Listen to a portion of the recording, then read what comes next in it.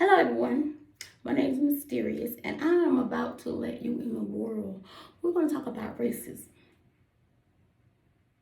A lot of people say that, when you're a child, we're going to talk about racism in the school system with our young black kids. Yes, racism in the school system with our young black kids. And this is a true story. It wasn't written. This is not scripted. This literally happened to me. And it's time for me to tell my story. And to the point in my life, I really don't give a flip who get mad about it. I probably get kicked off Instagram, Facebook, everything else. So I'm going to try to clean it up the best way I can. But if you see it come and it go away, you already know. I know I can't say names. I know that much. And I can't say the N word. I think, right? I can't say names and I can't say. Well, anyway, excuse me, y'all. My equipment, I'm still working on my little studio in here. Because when I get it going, it's going to be popping. I got some people I want to come out and get on my show. But this is the Mysterious Show. Anything goes. We can talk about any topic, anything your mind desires to talk about. But this right here, I'm going to open up with, I haven't did anything for the movement.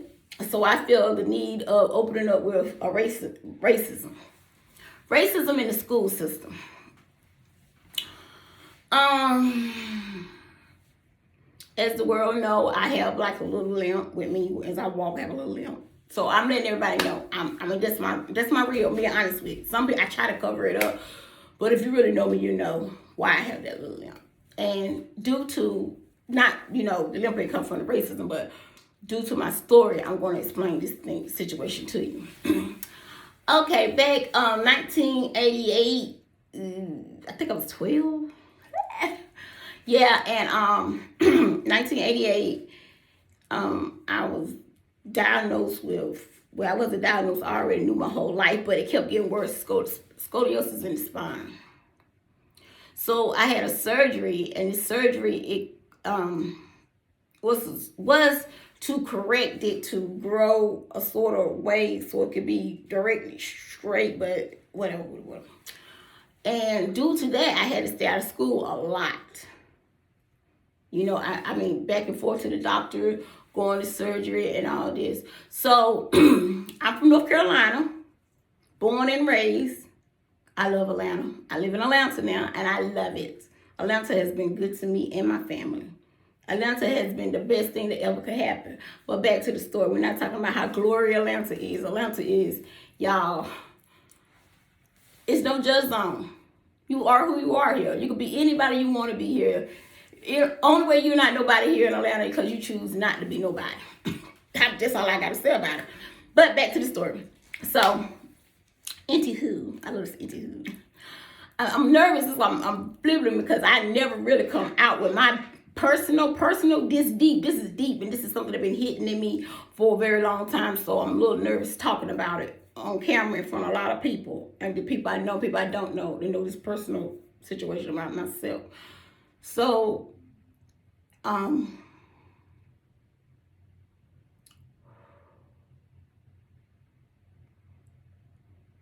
1988, I think it was 1988, 1987, I had a surgery. And this surgery caused me to be out of school for a lot of days. So back then, they would try to accommodate you. It was no homeschooling and stuff like that. So I ended up having to go to middle school, because you had K through 5th, then you had 8th to 9th, then you had, I did it wrong. K through 5th grade, and then it used to be from K to 5th, 6 to 8, that was middle school, and 9 to 12. So I was in the 4th grade when I had the surgery, and I was going over to the 5th grade. But the school system couldn't handle my surgery. They had nowhere to put me. So I automatically skipped 5th grade and went directly to 5th grade. Now, the concern was I was too young to be in that particular grade, and I wasn't even elevated to be in the 5th grade. So, to be in the 6th grade. So I never went to 6th grade. I went straight to, never went to 5th grade. I went straight to 6th grade. And they did that to protect my back. So they had to put me in a smaller population from the kids. See, a lot of people don't even know the backstory to that. People just see stuff and they run with it. They had to put me in a smaller population so that, because in the middle of changing classes, I could have got bumped, pushed, knocked, whatever, and it could have caused me to be paralyzed because I was still open in the back, the way they did it back then with the Harrington rods and all that. And so I had to be sturdily like this at all times. And stiff. That's why I can't twerk. I still be trying. But anyway, let me say, I was just trying to make light of it because, it's real sensitive and I don't want to cry on camera. I'm never going to cry on camera. I don't want to cry on camera. So, anywho, this goes out to the parents that's always listening to them teachers. I had this one teacher. I'm going to name her Teacher. She was racist. And then I had another teacher, because in them particular classroom, they always had two teachers. And I had another teacher. She was a house. Chicken George. I'm going to call her Chicken George. And y'all know what Chicken George is. Yeah. Yeah. Then the resource teacher, the home ed teacher, she was next door. She was hood. She was like, no, that couldn't have been my daughter. That couldn't have been my daughter. Baby, that couldn't have been my daughter. But I'm skipping straight to the point. So this teacher used to come to class and she like have these little things she'll say to us. She'll be like, today, class, we're going to play a game. And I sit back there, that game was racist. It was very racist. We're going to play a game. And the game is today we're going to talk about where you're going to be at in life several years from now. So she told everybody, she told one black guy he was going to be dead. She told one girl she was going to be in prison. She told this other person they was going to be sick and die. So one person she was going to have this. She told me I was going to have a house full of kids. And what she said? I was going to have a house full of kids. And 9 times out of 10, I'd probably be a prostitute.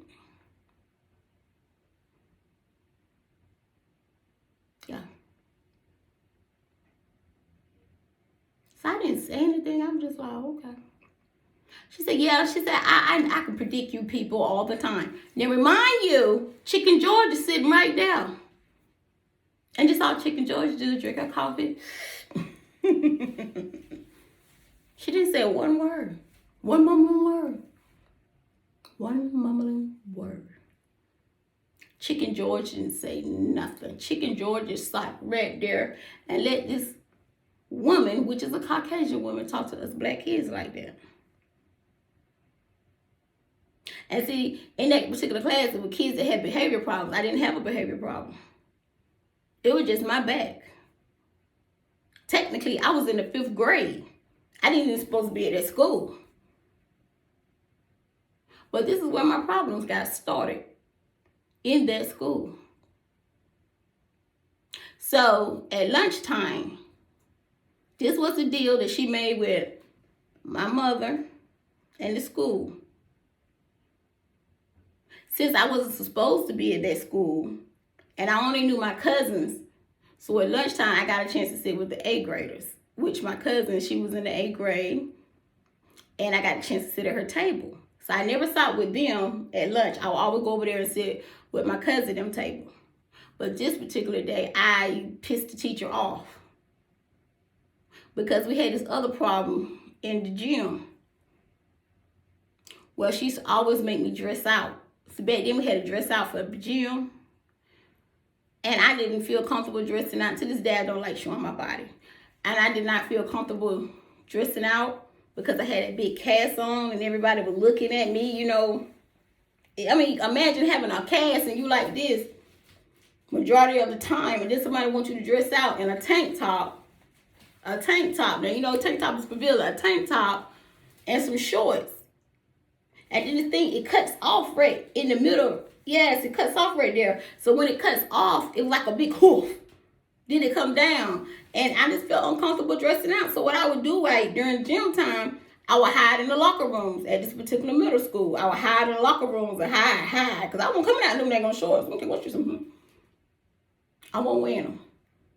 I think to this day, she scolded me for wearing shorts. I would not wear no pair of shorts. You would not see me in no shorts. I might wear some capris, but I'm not wearing no shorts. And I could wear shorts, but I won't wear shorts because of that. Barely can get me in a dang on dress. Barely. I ain't wearing no shorts. And that woman scolded me from there. So this day right here, she comes in, she said, didn't I tell you to get out there? I said, I'm not going. She said, well, if you're not going, I'm so sick of you niggas. You think you know everything. Since you're not going, I was a little bitty old skinny thing then with this big old cast around my body. You're not going? Okay, that's fine. So she grabbed me by my ear and she pinched it so hard and twisted it around. I still got the scar in the back of my neck right in there. And she said, ooh. So she went and told Chicken George what happened. Chicken George, always with that dang on coffee cup. I'll never forget that coffee cup. I wanted to break it. You know, and I go home and tell my mom like little hits and stuff that this lady's doing to me. Mom, my teacher said such and such and such. And my teacher did this and my teacher did that. And she would always say, what you do? You mouth it just like your daddy. What you do? I said, Mom, I didn't. But she said, what you do? Girl, I work all the time. I ain't got time for this. You out there at that dang on schoolhouse want to talk to these teachers. You can't talk to them like that. Them white people trying to help you. What's wrong with you? Yeah. My mama was one too. Chicken George. Chicken George. And I'm not saying it because I have anything against her. I love my mom to death, but she was a Chicken George. Light didn't start getting shined on me until my stepmom stepped in a little bit. And I remember her telling my mom, you know, Boop don't act like that over here. Yeah, Boop might got a little mouth on him, but she don't, as bad as y'all say she be acting in school, she don't do all that over here. So, you know, back then they thinking, you tear that hind parts out. Tear hind parts out. Uh-huh. Beat her. That's what it is, beat her. So sometimes you might don't need a beater, you know. That's my stepmama talking to my mom. You know, they end up being friends, but that's a whole another story. That's another story. We'll get to that one day. Side chick, main chick, married chick, not chick, all that. So mom would listen. Mom was so dedicated, and she was dedicated in church. She goes to the pastor. Pastor said, beat her with a broom, beat her with anything get your hands on. You got to beat the demon. So therefore, I was a demon because I was complaining about this white woman treating me so wrong. Y'all, finally, I snapped. And the day I snapped, when she took me to the alternate. No, I didn't even snap that day. No, I didn't. There was another day I held it in. I held it in. And I didn't say nothing again. I didn't say nothing again. I held it in. Now this day was all big because that happened today. And I love the black parents now. And there's a lot of people that was born in my era who are speaking up for our kids. And then we still have some of them Chicken George parents that believe everything that their teachers say. Everything is not true. You know your child. If you know you're putting the work in and raising your child, you know what your child is ain't going to do. There's a turning point for every child in this world that makes them go to the left. Please listen to this story. I know I'm being a little iffy with it, wildly out, but listen. So this day come, you know, after the woman done had my ear bleeding, and I come home with a bloody ear and a band-aid. I'm coming home beat up from a teacher.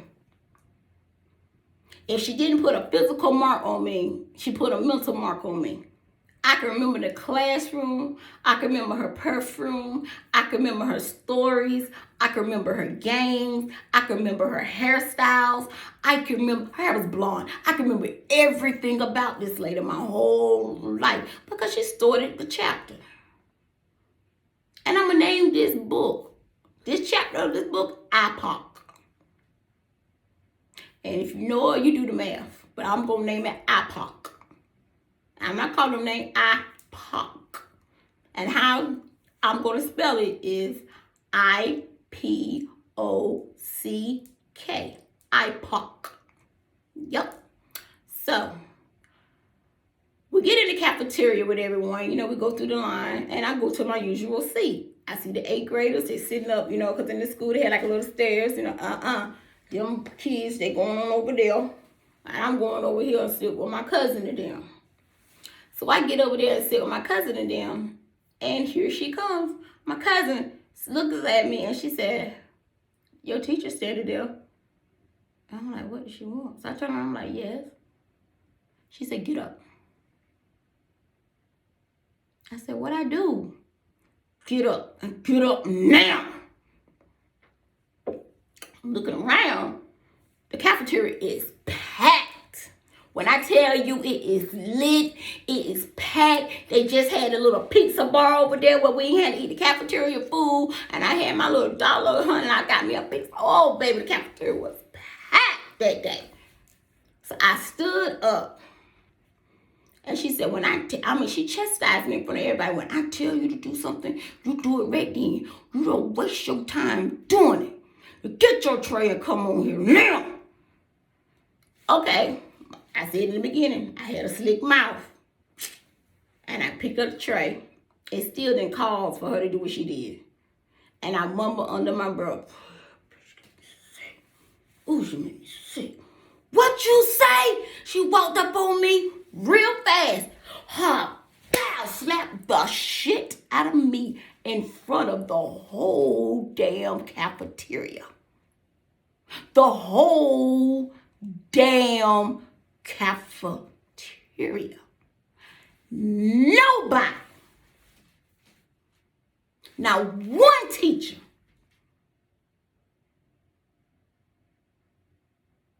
stood up. That one teacher that was in home ec, she was still in her classroom. So when you come out of the cafeteria, you go to the left. Yeah, you go to the left. The lockers are there. And she grabbed me, pushed me against the locker. Boom! Bow! She had on a ring. Cut me. Bleeding.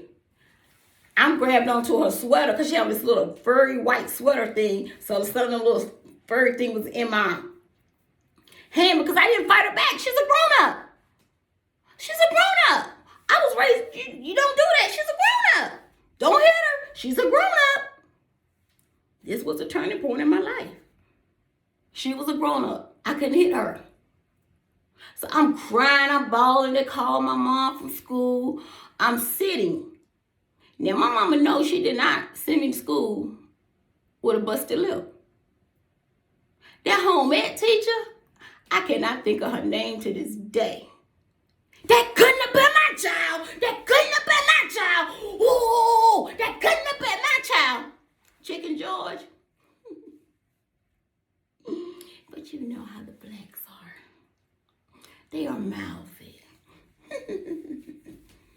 Chicken George Aura. Oh yeah, I remember your name, Chicken. Mom come, Duke's coming there. Straight take the teacher's side. Don't want to hear my story. But Mom, I'm holding ice to my lip. Mom, Mom, and I work hard, and I work too damn hard for this, and I can't do this, and yo, up there acting stupid in front of you white people. What's wrong with you? They trying to teach you something. What? How to beat? How to beat? I go home. I have people from my school that I didn't even think even rock with me. You know, they was trying to tell my mom, yo, your daughter didn't do nothing. Ma'am, okay, yeah. She sent their ass on their way. She wasn't trying to hear that shit. I know my daughter. Shut that mouth. It doesn't matter. Look at her mouth. Your child is going to pick up some of your character. So that incident went on. Sent me right back to that woman's classroom. made me apologize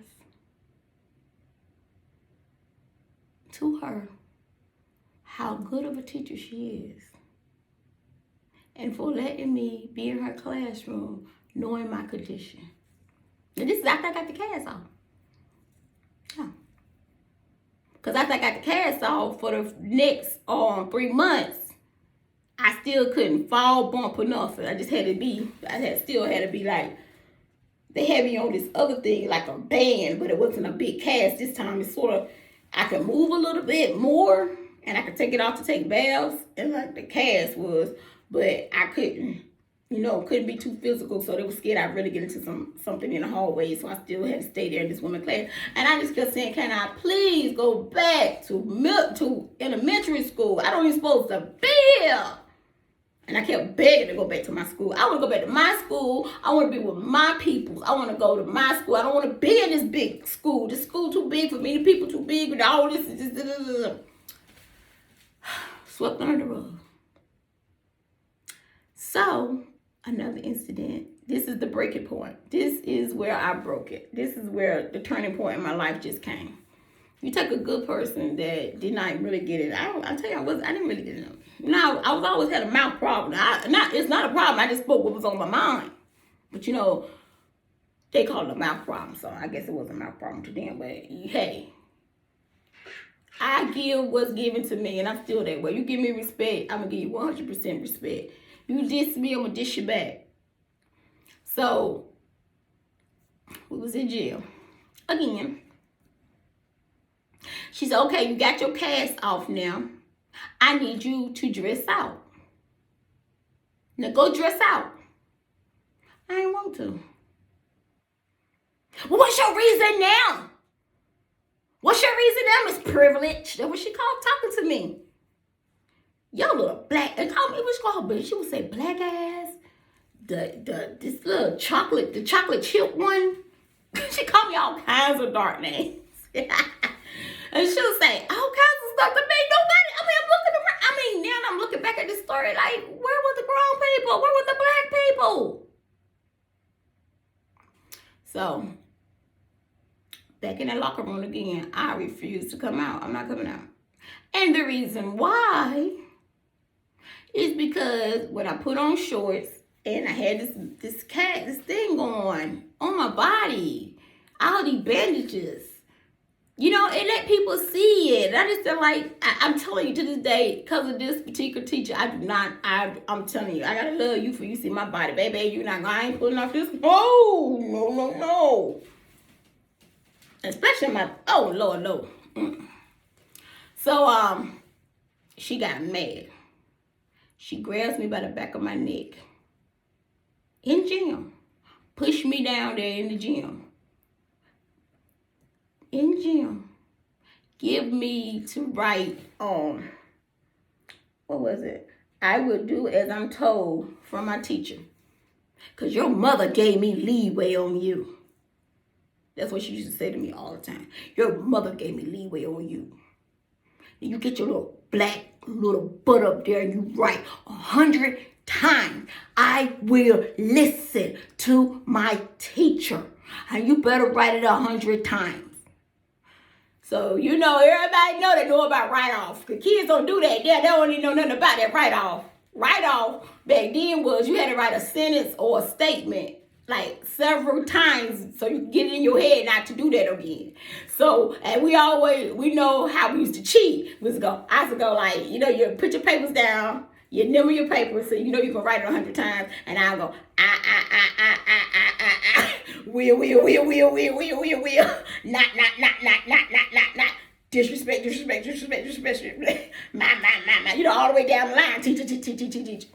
So that was the way of doing it. She did not tolerate that. That was a no. She wanted you to write each individual sentence one by one, and I wasn't about to do all this. I did like that. So when I got done, she looked at it. And you can tell when you're going, If you look at the paper, all the words gonna be sort of like in a direction than it would be if you just wrote the sentence straight out. It could be in a sort of like a whoop direction. I snapped. Nobody came to my rescue. I give her the paper. I wrote it. Here you go. She looks at me like she was angry that I finished it in time.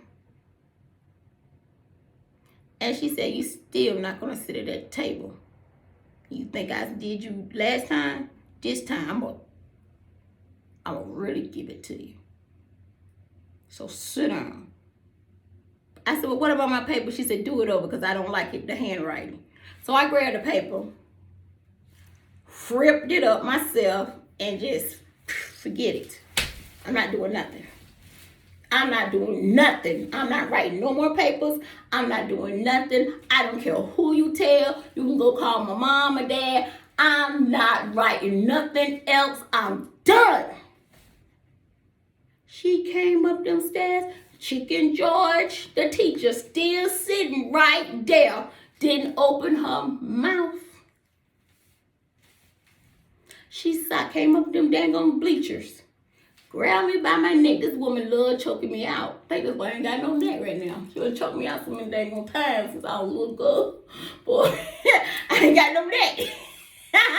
I ain't got no neck. I'm trying to make light of it, y'all, because I'm telling you, it really hurts. It really hurts knowing that racism was right there, and it's like black people are so scary, and now they want to be so mad at this generation that's coming up that they no. This is the no generation, and I am down with y'all. I'm down with y'all because I wish that my parents was in the no. We're not gonna do that. Not my child. I understand. Trust me, I understand. When little kids come up to me and telling me about their teachers, I understand. When my kids was in school,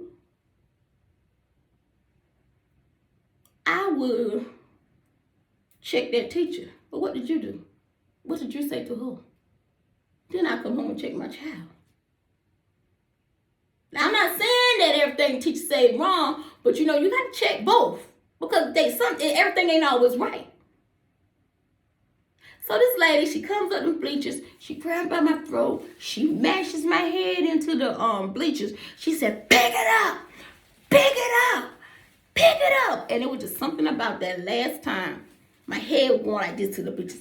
Pick it up, pick it up, pick it up. I snapped. I turned around. I grabbed her little, and I slung her down the dang old bleachers. Then I ran down the bleachers trying to run out the back door because people that know that school, they had just started putting them two little trailers out there. I think that was ISS, in school suspension. And they had just put that little trailer out there. And I ran out, and it was right outside the gym. So I ran out. I was trying to run. I was trying and never got out there. I was trying to run out that door. So when I ran out that door, the thing I had to do was run straight across there, jump the ditch, go home. I wasn't coming back because I knew I done messed up because I done hit a grown up. That's what I'm thinking in my head. Oh, you in big trouble. You hit a grown up. Child thinks like a child. You know what I'm saying? When you're in a child, you do child's thing. Child thinks like a child. Don't provoke them. So after that happened, I never made it out that door. She caught me because the lady ran track. She caught me. So when she caught me, she turned me around. Bow! Bow! I don't know what happened. I still was trying to get away from her. She had me by my shirt because I wasn't going to swing on her no more. And I made up my mind. I done messed up. And I know I'm going to get a whoop when I get home. So I'm trying not to hit her. And she just kept coming. I mean, this lady was like, wow. Bow. Bow. She was like coming in on me. Finally, it happened. Kabooyah. I don't know where that scream came from. A man. Bow. Ooh, she tripped, she fell, I'm on top of her, I'm serving her, boom, boom, and I'm crying at the same time, and I know this is a teacher, Mr. What was that I know his name, Mr. blank, can't say his name either, because he was one too. He comes outside, Chicken George number 2, grabs me up, in a chokehold like that, pulled me back, and, get the teacher up off the ground. She looks at me. I look at her. And she said, you know what? Right in front of them. Right in front of these two teachers. These two black teachers that's sitting there. Nigga, you just gave me your life. You going to jail. Yeah. The principal came. They had me all hemmed up, taking me down to the office. Which I don't even supposed to be twisted and bumped like that because of my back situation. They had me down, took me to the office. The police came. Now here we go with the officer. I swear I should be racist. I'm not. I love everybody. I can't see me disliking someone because of what happened to me. That's stupid. Racism is stupid. But I do understand. I'm not going to hate someone because of the color of their skin. So I'm in the office. I'm sitting there. You can see she's a woman, had long nails. You can see the scratches on my neck. You can see me being roughed up. The only thing people saw was me on top of that white lady, beating her up. That's all they saw. The officer. He lived, his house is right here. My cousin, then it was a graveyard. His house was right here. My best friend's house was right there.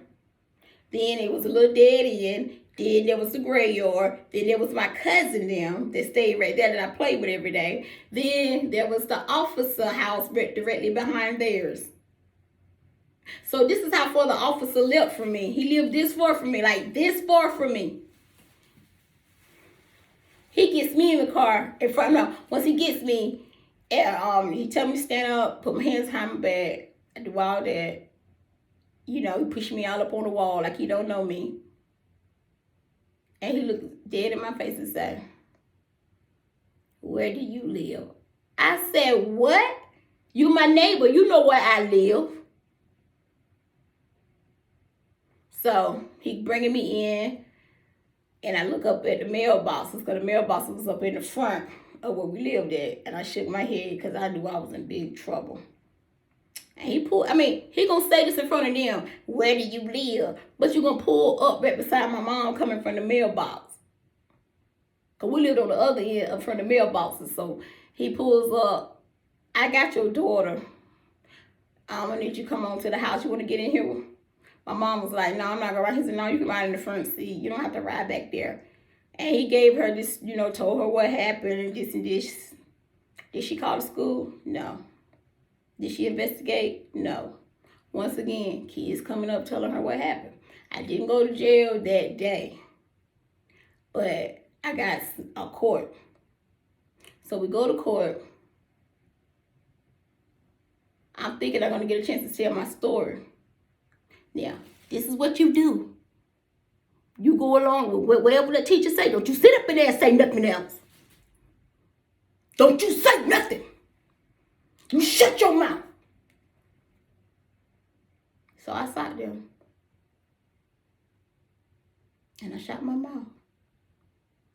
The teacher stood up. She said that she told me to write off. She said after I wrote it off, she said I attacked her. She had Chicken George as witness 1. She had Chicken George 2 as witness 3, that he found me on top of her hitting her. But Chicken George number 1 was there from the beginning to the end. Didn't mumble a freaking word. Didn't say this woman attacked this lady, this girl. Didn't say when I got beat up by the lockers. Didn't say when she slapped me in the hallway. Didn't say anything. Then the judge looks over there at me, my lawyer, my mom, which was a court-appointed lawyer. He didn't give a damn. My mom sitting there, girl, I gotta go to work. The judge said, do you agree with what she said? But he didn't say agree. He said another terminology. Hey, I was in the 5th grade. I don't know what that means. I said, yeah. Come to find out later, I just agreed with everything that she said was true. So guess what happens to Polo to me? I get shipped off to train school. Yeah. Now, do you think I came out the same as I went in? Hell no. I went in there and I learned. That mouth got worse. I fought more. When I came out, I was a fighting ass. I didn't give a damn. You tried me, you gonna get these hands. These hands, baby. I was on some more stuff. Y'all. That story right there, that's all I'm gonna give you on that. It's more to it. Y'all got to please, because there are still some Chicken George parents out there. There are some Chicken George parents out there. You got to listen to your kids. Listen. Watch their behavior change. Watch it. Because your daughter might have a little slick mouth on them. Or your son might like to reach out and touch someone every now and then. But watch how it increases. The anger grow up in it. Because sometimes it's not the kids. It's the grown-ups. That's my story, Mysterious 252. And no, I don't have a house full of kids. All my kids are grown. Doing very well, and I'm very proud of them. Did get pregnant at a young age when I came out. That's another story I got to tell y'all. Stop, y'all save for people. Y'all start telling these dang on girls about it's more to the world than God. But, you know, that's another story. We'll talk about that another day. But, that's my story. Listen. Parents, listen. Fathers, listen. Mothers, listen. Teachers, listen.